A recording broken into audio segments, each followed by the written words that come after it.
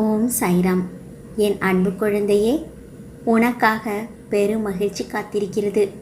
நீ பட்ட துன்பத்தை விட பல மடங்கு மகிழ்ச்சியை நான் உனக்கு தரப்போகிறேன். யார் உன்னை வெறுத்தார்களோ, யார் உன்னை உதாசீனப்படுத்தினார்களோ, யார் உன் நம்பிக்கையை கெடுத்தார்களோ, அவர்கள் முன் நீ மேன்மேலும் வளர்ச்சியடைந்து உன் வாழ்வில் நீ வெற்றி பெறப் போகிறாய். உன் வாழ்வில் மலர்கள் பூக்கப் போகிறது. சோலைகளாய் மாறப்போகும் உன் மனம் இவற்றை உன்னுடன் அமர்ந்து காண நான் விரும்புகிறேன். சில பிள்ளைகளை வரவைப்பேன். சில பிள்ளைகளை பார்க்க நான் உன் சாய்தேவாவே வருவேன். அப்படி நான் பார்க்க வரும் என் பிள்ளை நீ என்றைக்கும் நன்றாக இருப்பாய். சந்தோஷமாக இரு. நான் உனக்கு வேண்டியவைகளை வாரி வழங்கும் அந்த நல்ல காலம் வந்துவிட்டது. வாழ்வில் என்றைக்கும் சந்தோஷத்தையும் துன்பத்தையும் சம அளவில் எடுத்துக்கொண்டு செல். வாழ்க்கை என்பது விதை போன்றது. எதுவும் சட்டென்று முளைத்து மரமாய் வருவதில்லை.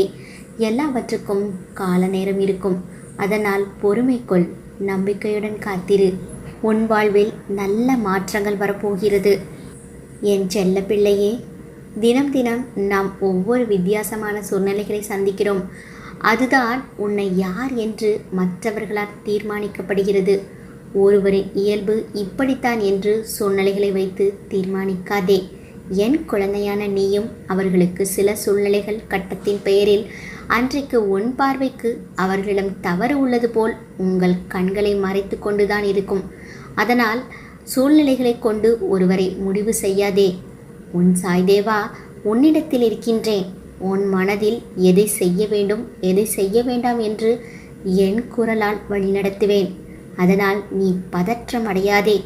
தவறு செய்யாதவர்கள் என்று யாரும் இல்லை. அதை உணர்ந்து மாற்றினால் அந்த தவறு எப்படி காயம்பட்ட இடத்தில் மருந்து வைத்தால் அது சரியாகுமோ, அதை போலவே தான் தவறை உணர்ந்து மாற்றுவதால் கண்களுக்கு புலப்படாத காயத்தின் வடு ஆறும். உன் கஷ்டங்கள் அனைத்தும் தீர்ந்து போகும் காலம் இதோ வந்துவிட்டது. உன் வாழ்க்கைக்கும் உன் குடும்பத்தினருக்கும் என் துணை நிச்சயம் உண்டு. உனக்கு நல்ல செய்தி வரத்தான் போகிறது. உன்னை நீண்ட நாள் தொந்தரவு செய்யும் விஷயத்திற்கு தீர்வு கிடைக்கும். விரைவில் கிடைக்கும். எல்லாம் சரியாகிவிடும். நல்லதே நடக்கும் பார். வாழ்க்கையில் மனிதர்கள் ஓடுகின்ற வேகம் இந்த பிரபஞ்சம் சுத்துகின்ற வேகத்திற்கு சமமாயிருக்கிறது. இந்த வாழ்க்கையில் யார் நம் வாழ்க்கையில் உண்மையாக இருக்கிறார்கள், யார் நடிக்கிறார்கள் என்று அறிவது கடினம். ஒருவரின் மனதை புரிந்து கொள்வதும் கடலின் தூரத்தை குறிப்பிடுவதற்கு சமம். சில நேரம் ஒரு மாதிரி, சில நேரம் முற்றிலும் வேறு மாதிரியாக காணப்படும் தோற்றம்தான் மனம். அதை புரிந்து நடப்பவரும் அதன் சொல் கேட்டு நடப்பவரும் மிக குறைவு. மனசாட்சிக்கு பயந்து நடப்பவனே மனிதன் என்ற சொற்கள் உண்டு.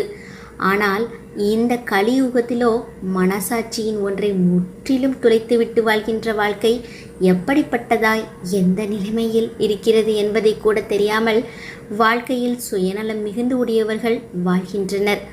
உறவுகளுக்கான மரியாதை, உறவில் இருக்க வேண்டிய பண்பு என எதுவும் இல்லாது வாழ்க்கை உள்ள அன்பு என்ற சொல்லுக்கு அர்த்தங்களை தேடும் நிலையில்தான் இந்த உலகம் செல்கிறது. பசி போகுவது ஆடைகளை கொடுப்பதில், வாழ இருப்பிடம் கொடுப்பதில் மட்டும் ஒருவரின் வாழ்க்கை நிம்மதியும் சந்தோஷமுடையதாக இருக்கிறதா என்றால் இல்லை. அதற்கு நிகராக அன்பு, பரிவு என நாம் உணர்த்தும் தருவாயில்தான் ஒருவரின் வாழ்க்கை நிம்மதியான சந்தோஷத்துடன் அமையும். அதை உணர்வதும் ஒரு அரவணைப்பை கொடுக்கும். யாரும் தனித்தில்லை, அனாதைகளும் இல்லை. எல்லோரும் என் குழந்தைகள். என் தேகத்தில் ஓடும் குருதியில் பிறந்த என் உயிரின் துடிப்பு. இந்த சாய்தேவாவின் வார்த்தை வேதம் என்று நினைத்து வாழும் என் பிள்ளை, நிச்சயம் உன்னை நான் செம்மைப்படுத்துவேன். இது உறுதி. எவ்வளவு எடுத்துரைத்தாலும் சில காலமாக நீ நீயாக இல்லை. மனதில் கவலைகள் உன்னை பாடாய்ப்படுத்துகிறது. நீ என்னிடம் வைத்த கோரிக்கைகளை முடித்து தருவேனா மாட்டேனா என்று சந்தேகத்துடன் இருக்காதே. நிச்சயம் நான் முடித்து கொடுப்பேன். வருத்தத்துடன் இருக்காதே குழந்தையே. உன் மனதில் இனம் புரியாத குழப்பங்கள் ஏற்பட்டுள்ளது. அதனால் என்ன செய்ய போகிறோம் என்று கலங்குகிறாய். விரைவில் மாறுதல் ஏற்பட்டு உன் மனம் தெளிவு பெறும். தேவையில்லாமல் உன்னை வருத்தி கொள்ளாதே. நீ உன் வாழ்க்கையில் தத்தளித்து கொண்டு இருக்கிறாய் என்பதை நான் அறிவேன். உன்னை எனது கரம் கொண்டு இறுக பிடித்து காப்பாற்றி கொண்டிருக்கிறேன். இன்னும் சில நாட்களில் அனைத்தும் மாறும். உனது எண்ணங்கள் அனைத்தும் நிறைவேறப் போகிறது. யாரும் இல்லையே, எல்லாம் தவறாக நடக்கிறதே, என்ன செய்வது என்று நினைக்காதே. உன் சாயப்பா சாய்பாபா இருக்கிறேன். நிதானமாக யோசித்து செயல்படு. அவசரப்படாமல் பொறுமையாக இரு. உன்னை யார் வெறுத்தார்களோ, யார் உன்னை உதாசீனப்படுத்தினார்களோ அவர்கள் முன் நீ வாழ்ந்து காட்டுவாய். அப்பா இருக்கிறேன். கோபம் வேண்டாம், பொறுமை கொள். உனக்கு வரும் அனைத்தையும் நான் ஏற்பேன். என் அனுமதி இல்லாமல் எதுவும் நடக்காது. அதனால் கலங்காதே. அனைத்து பொடி பொடியாக போகிறது. உன் மனம் தெளிவாகும். இழந்ததை மீண்டும் பெறப்போகிறாய். வீண் பயம் எதற்கு? என் அனுமதியின்றி இங்கு எதுவும் உன்னை நெருங்காது.